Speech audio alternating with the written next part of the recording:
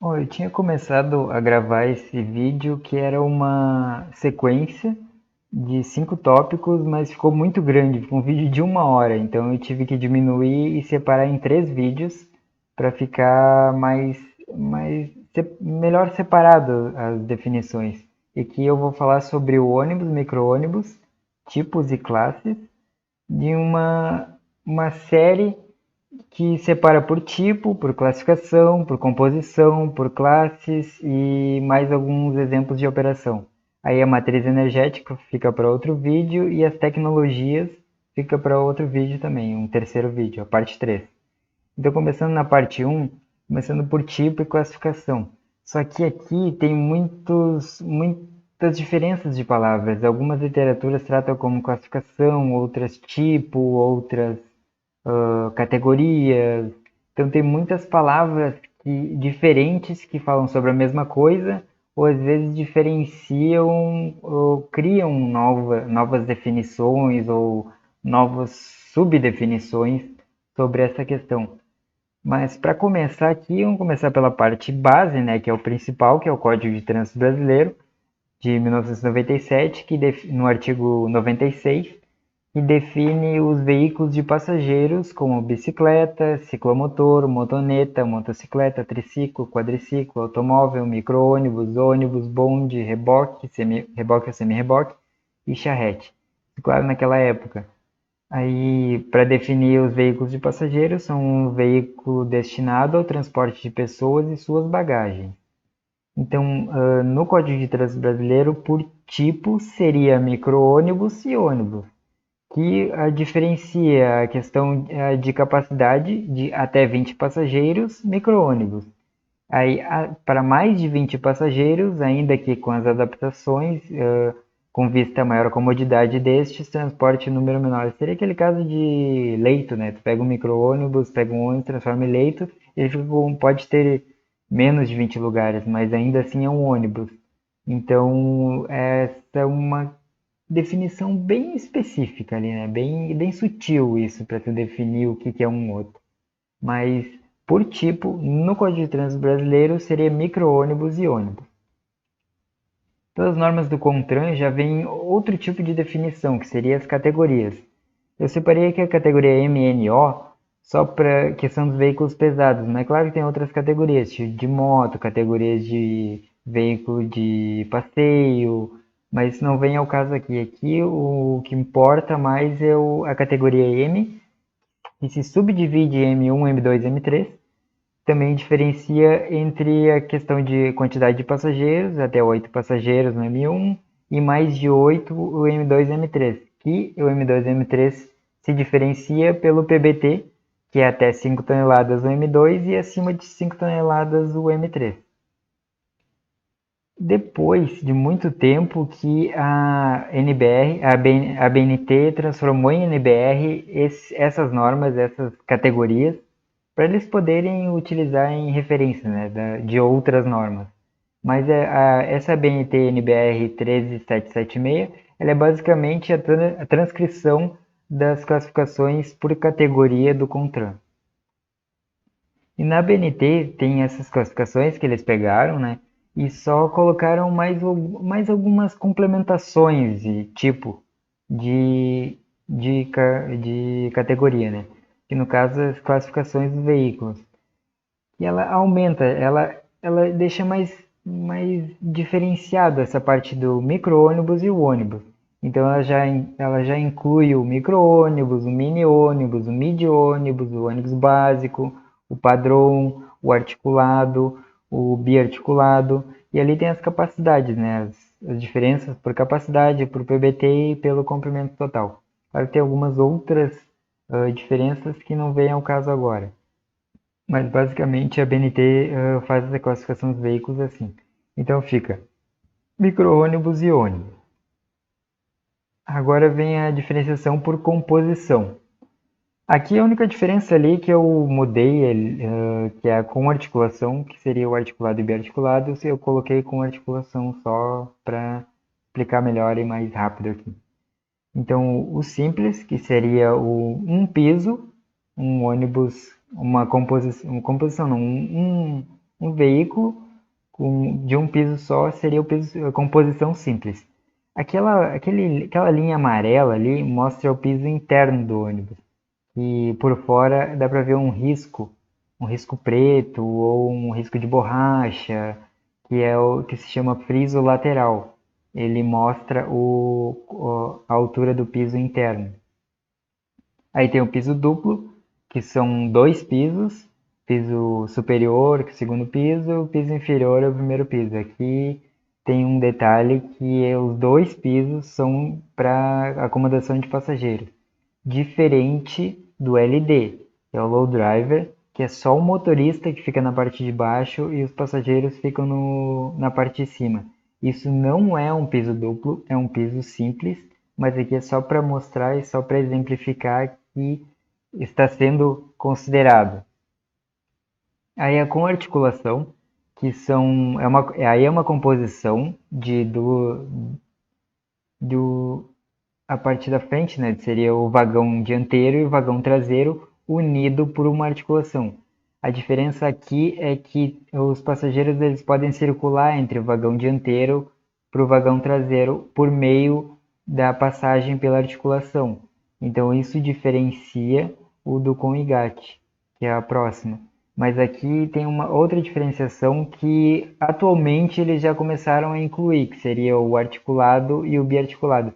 Eles deixaram mais clara essa definição, porque antigamente até tinha, mas não era mais explicado. Aqui já está até ilustrado. Na própria resolução tem essa ilustração, que mostra que um articulado vai até 25 metros e ele tem uma articulação, a tal da sanfona, que é mais popularmente dita, né, pelas pessoas por aí, e o biarticulado, que seria duas articulações, que vai acima de 25 metros até 30 metros. Isso é o que a resolução permite de um articulado e de um biarticulado. O superarticulado ele não entra aqui nessa questão porque ele não tá regulamentado, não tem nada de oficial sobre isso, só tem o dito popular. Superarticulado não é um termo oficial, em nenhuma literatura está como um termo oficial. Ele é só deduzido, é popularmente deduzido.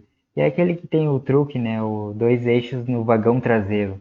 Mas ele se inclui, no caso, ele inclui aqui como sendo um articulado normal, não é biarticulado e só quem quiser chamar ali de superarticulado pode chamar, né? E lembrando que foi uma palavra introduzida em 2008 pela Scania, numa matéria da revista OTM, a Tecnibus, né? Da editora OTM. Aí o com engate, que são dois vagões unidos por um engate, como já diz o nome ali, e a diferença é que não tem como os passageiros do vagão dianteiro não acessam o vagão traseiro, não de dentro dele. Claro, tem que descer e subir no outro vagão, aí sim, mas não tem uma ligação entre eles.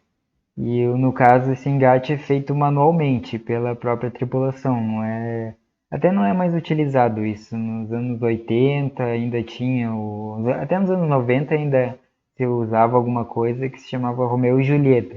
Romeu a parte da frente e Julieta o engate na parte de trás, né? E agora as diferenças por classes.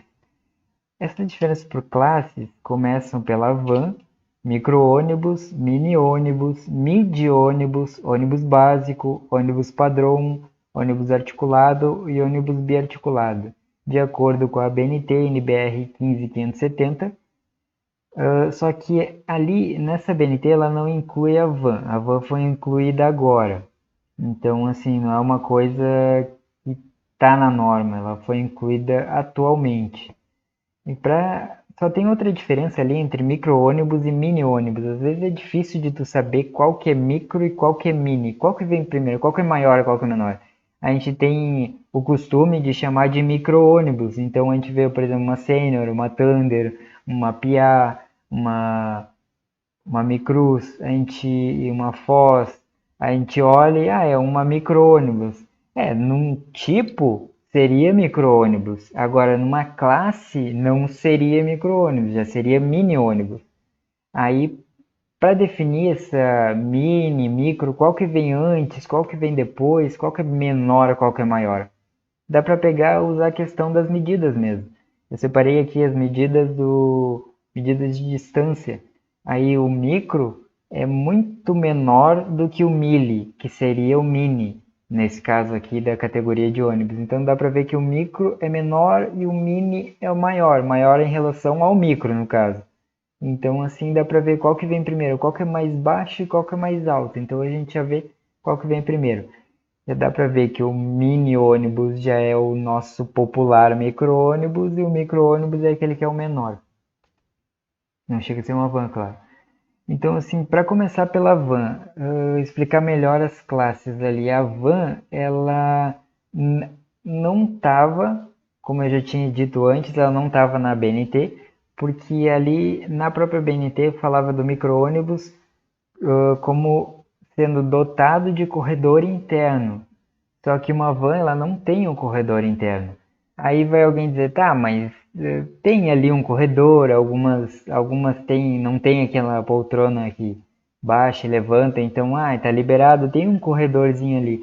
Tá, pode se considerar aquilo ali como corredor, também não supre a própria norma da BNT que tem aquelas medidas exatas para um corredor de altura, largura, e como precisa ser um corredor. Então ela não se encaixa nessa medida, nessas medidas. Então ela não se encaixa, ainda assim, não mesmo interpretando que tem um corredor ou não interpretando que tem um corredor, ela não se encaixa na BNT. Isso é a primeira que eles criaram. Eu cheguei a entrar em contato com eles para questionar isso, onde é que a Avance entrava nessas classes. Mas aí eles entraram em contato com um comitê, mas não souberam me responder, não sabiam por quê. Então eles lançaram uma nova BNT que simplesmente apagaram essa parte do corredor. Então, apagando essa parte do corredor, aí já pôde incluir a van no micro-ônibus. Mas também colocaram, como eles já criaram uma nova BNT puxando as categorias do Contran, então já puderam automaticamente incluir a van ali na própria categoria M3 e já fazendo parte, né, das classes, entrando nas classes e categorias. Aqui só para dar uns exemplos de operação, ali dá para ver a operação uma van é particular, porque ela tem placa cinza, urbano regular. Aqui, essa questão do urbano regular, eu só coloquei ali o urbano regular, esse termo, mas isso tem a ver com linhas regulares de itinerários e horários pré-definidos. Então, não necessariamente é um urbano, que como no caso ali, essa van ali está fazendo transporte metropolitano. Mas é só para ilustrar aqui que ela faz o transporte metropolitano, intermunicipal, rodoviário, mas essa questão urbano regular ali é só para mostrar que é linha regular. Aí depois tem o fretamento, seja ele fretamento contínuo ou fretamento eventual, que seria o turismo, e é o escolar, que é o que mais se vê por aí nas ruas, uma van fazendo o transporte escolar. Aí entrando na classe micro-ônibus, com mais de 8 passageiros, o PBT menor ou igual a 5 toneladas e o comprimento de até 7,4 metros. Fazendo a operação em particular, placa cinza, urbano regular ou seletivo, complementar, é tudo esse suplementar, é tudo aquela mesma questão que eu falei de linhas regulares. Fretamento e transporte escolar. Aqui pelos modelos já deu para perceber mais ou menos o que é um micro-ônibus. Agora a gente vai entrar no mini-ônibus que vai dar uma diferença maior para o micro-ônibus, que seria mais de 30 passageiros, o PBT de até 8 toneladas e o comprimento de até 9,6 metros. Operação particular, placa cinza, linhas regulares, fretamento, o turismo eventual e transporte escolar. Ali só tá, não necessariamente tem a porta dos dois lados, né? Só foi um exemplo. uma foto de exemplo. Aí o midi ônibus, mais de 40 passageiros, PBT de até 10 toneladas e o comprimento de até 11,5 metros. Operação particular, placa cinza, urbano regular, fretamento e escolar. Questão de ter uma porta ou duas ou três não influencia a parte do fretamento ou urbano ou escolar ou particular. Isso daí é tema de outro vídeo, mas já para adiantando, já explicando melhor que não tem a ver, não dita regras. Ônibus básico, mais de 70 passageiros, até 16 toneladas e o comprimento de até 14 metros. Aqui a operação particular, operação urbana, fretamento e escolar. O ônibus padrão, que são mais de 80 passageiros, até 16 toneladas e o comprimento de até 14 ou 15 metros. Aqui a diferença do padrão para o básico não tem nada a ver com motor dianteiro ou motor traseiro. Tem que parar com essa história de ônibus padrão é motor traseiro. Isso é pura besteira, não tem nada a ver. A questão de ser padrão aqui na classe tem a ver com suspensão de ar ou mista, que diferencia do básico. O ônibus padrão precisa ter. E a suspensão mista é só Volkswagen. E tem os outros, é tudo suspensão a ar. A maior parte deles. Né? E a questão do comprimento de até 14 ou 15 metros. Até 14 metros para 2 eixos ou 15 metros para 3 eixos. Aqui uma operação particular, urbana, fretamento. Olha, vê que não é trucado esse. E o escolar eu não encontrei nenhuma operação de escolar em ônibus padrão na pesquisa, né, no momento da pesquisa. Então aqui vamos para os ônibus articulados, que são mais de 100 passageiros, PBT de até 26 toneladas e o comprimento de até 18,6 metros. Suspensão ar ou mista, precisa ter. E é o ônibus particular, ônibus urbano regular, fretamento e escolar.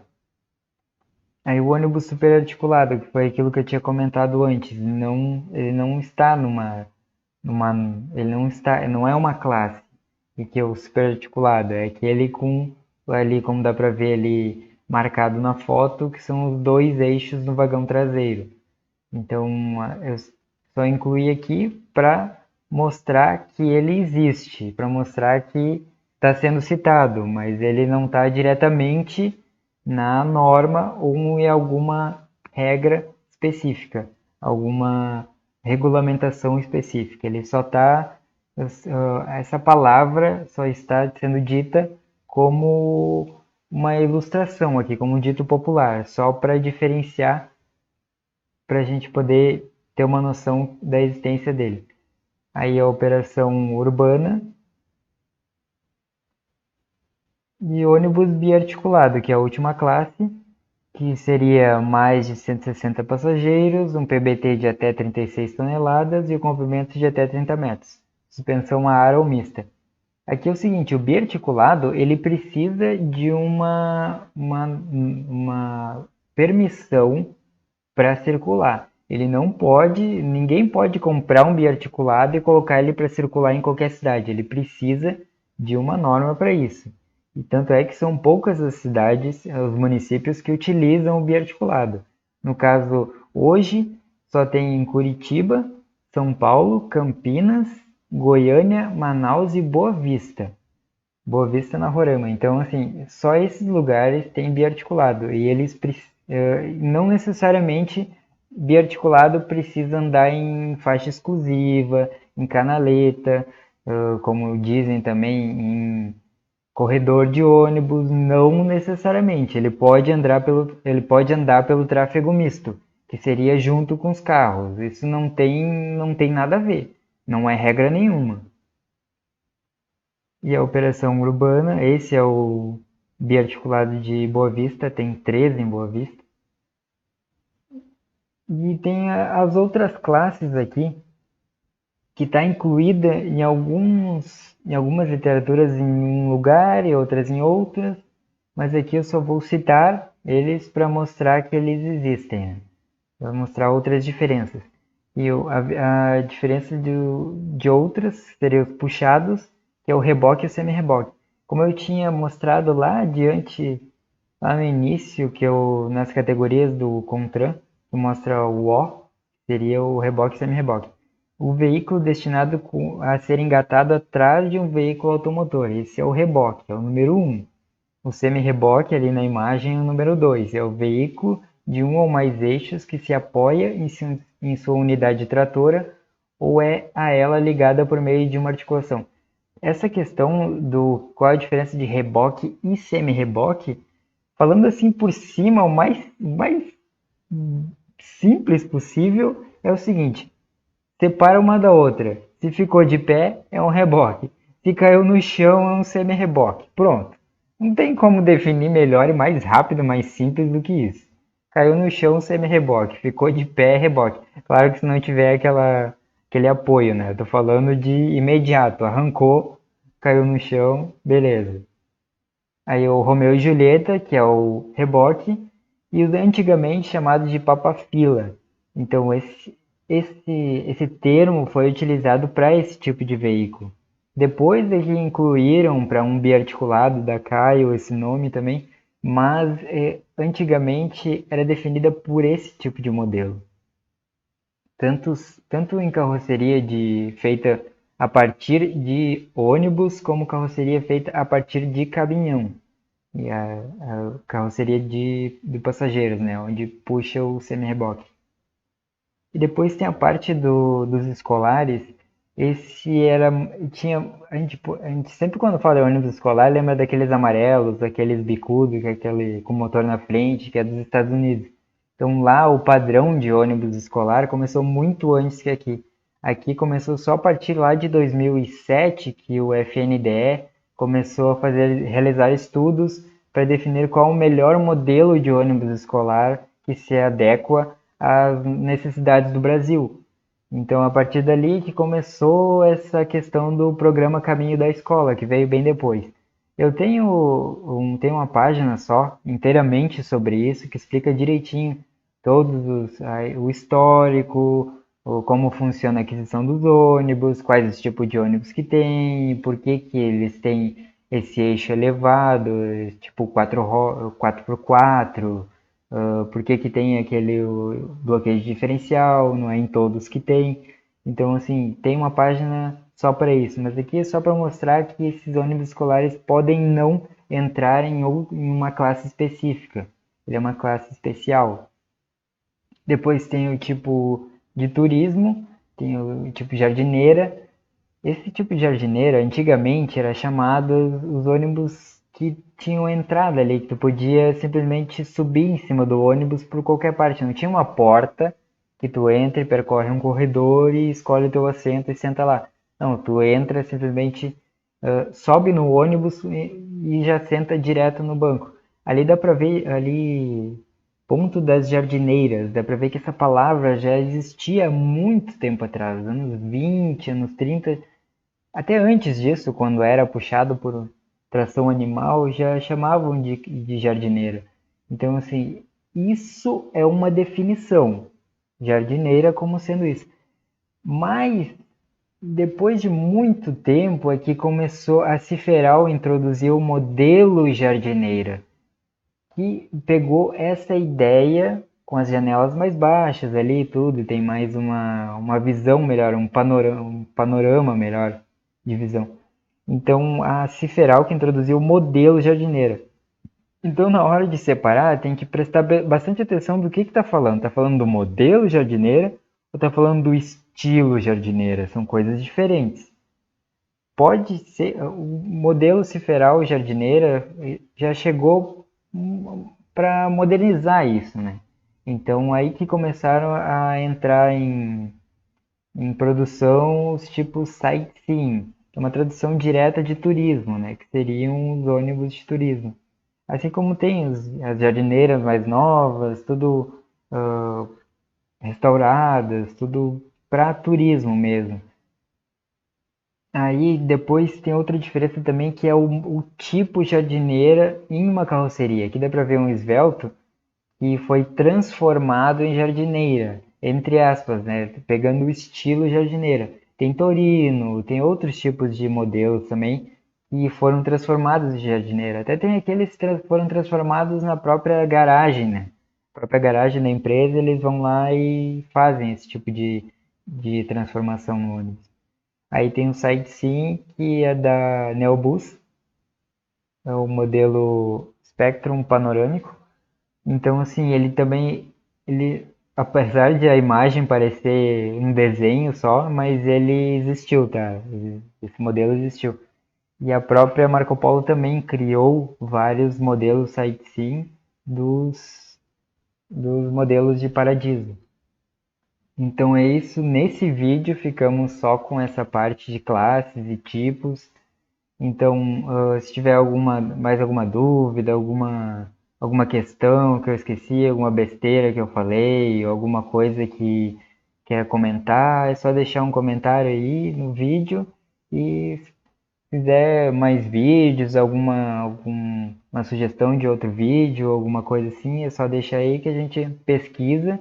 Então, todos os vídeos eles são feitos com base em pesquisas, depois de muito tempo, que a gente procura fontes adequadas, fontes que são confiáveis para poder criar um assunto, para poder criar uma base para ter alguma coisa correta para passar. Então, nada do que é passado aqui é simplesmente, eu inventei, eu quis que fosse assim, e ponto final. Não, então aqui tem um embasamento.